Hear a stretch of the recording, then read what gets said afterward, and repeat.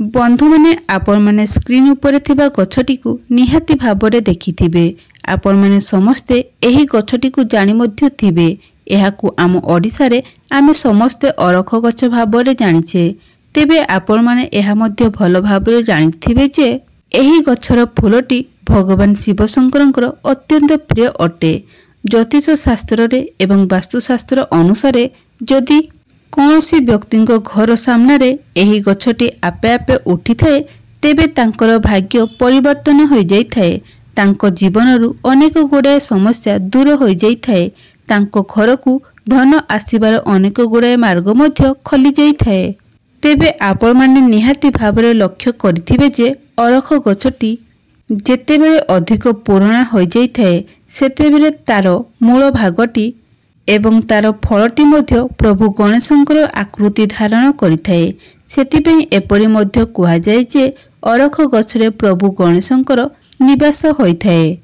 तो एही गछटीर मुख्य कार्य होउची रोगींकर रोग भल करिबा और जणे दारिद्र्य लोकंकर जीवनरो दारिद्र्यता को दूर करिबा एवं आयुर्वेदिक शास्त्र अनुसार एही गछटी को एक उत्तम गछ बोली मना जाइथाए।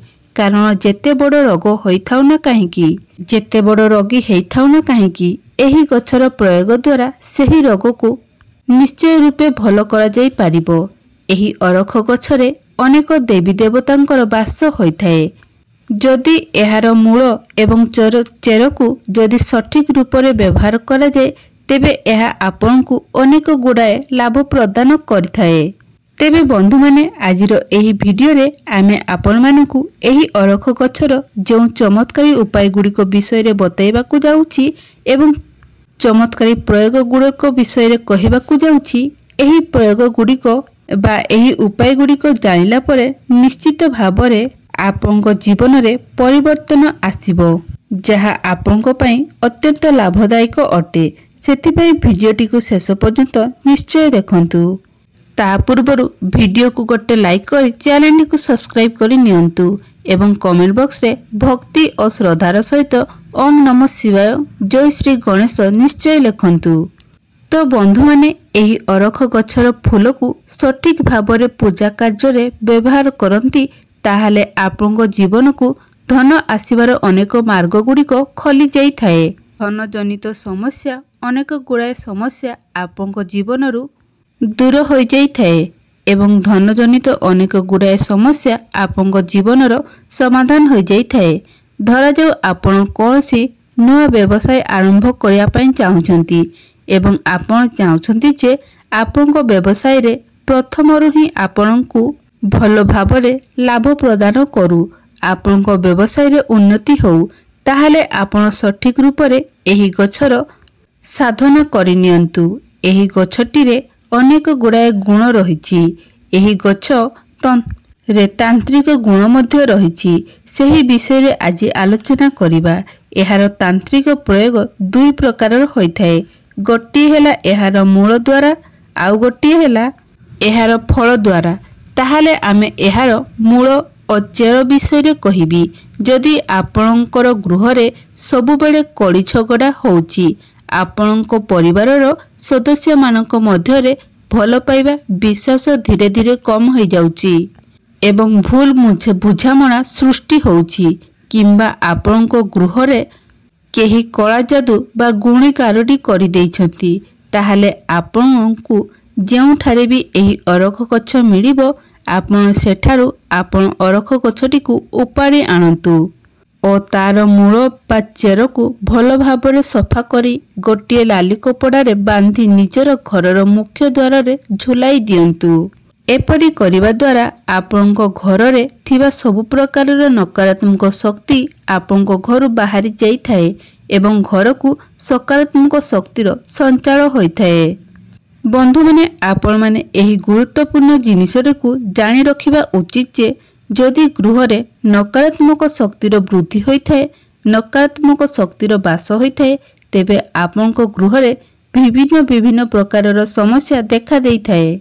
जदि आपण माने आपनक व्यापार वाणिज्य और व्यवसाय रे उन्नति चाहुछंती तेबे आमे आपनकू जो उपाय गुड़िक कहिबू ताहा प्रभु गणेश को नहीं अछि।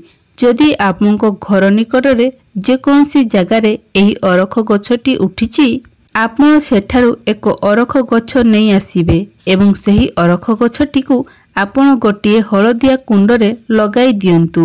आपण एही अरख गछटी को बुधवार दिन आनी निजर घरे गोटिए हलदिया कुंडरे स्थापन करंतु एवं 11 दिन पर्यंत सही गछ पाखरे गोटिए घियर दीप लगाई निजर मनस्कामना कहतु।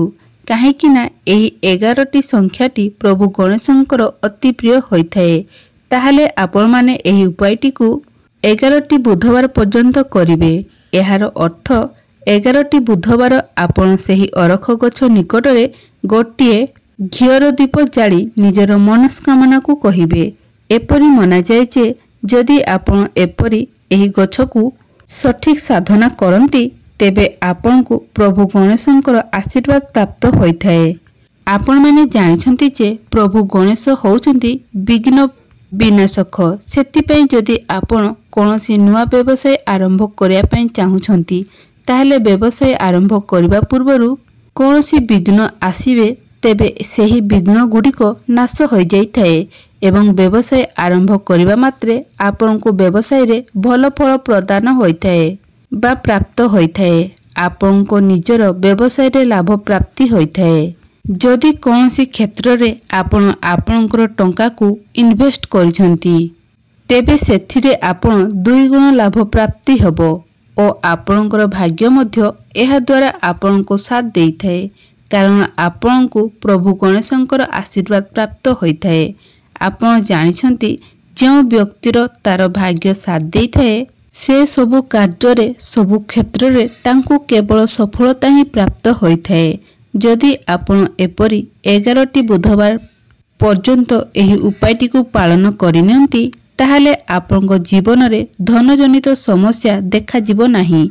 समस्त प्रकारर समस्या समस्त प्रकारर कष्ट आपनक जीवन रु दूर होई जिवो। तेबे बंधु माने एबे आसंतु जानिबा आउ गोटी उपाय विषय रे। एही उपायटी भगवान शिव शंकर को प्रसन्न करिवार एक उत्तम उपाय अटे।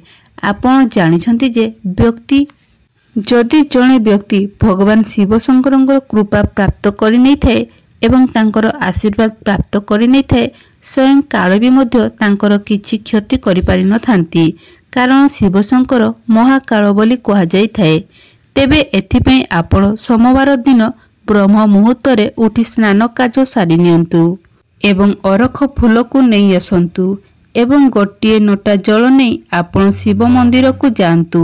सेठारे प्रभु शिव शंकर शिवलिंग उपरे नेइथिबा जल एवं फूल को अर्पण करी 108 थर ओम नमः शिवाय मंत्र जप करंतु। एपरि करिबा द्वारा आपणको भितरे एक अपूर्व ऊर्जा सृष्टि होइथाए जहा द्वारा आपणकर शरीर रे थिबा रोग एवं मानसिक अशांति मध्य सबु दूर हो जाइथाए एवं आपणको जीवन रे चलीथिबा अनेक गुडाए समस्या मध्य दूर होइथाए कष्ट मध्य दूर हो जाइथाए। आपणकर नवग्रह आपणकर साथ देइथांती जहा द्वारा आपणकर दुर्भाग्य सौभाग्य रे परिणत हो जाइथाए एवं आपणको भगवान शिव शंकरଙ୍କର आशीर्वाद प्राप्त होइथाए।